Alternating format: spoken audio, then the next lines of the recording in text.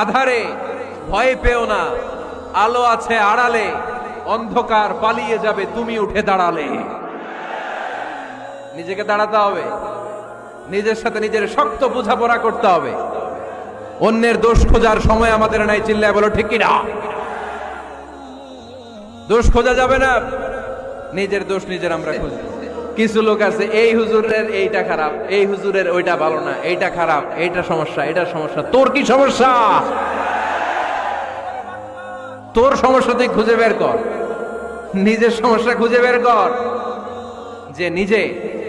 যে নিজে নিজের সমালোচনা করতে পারে সেই সর্বাপেক্ষা বুদ্ধিমান।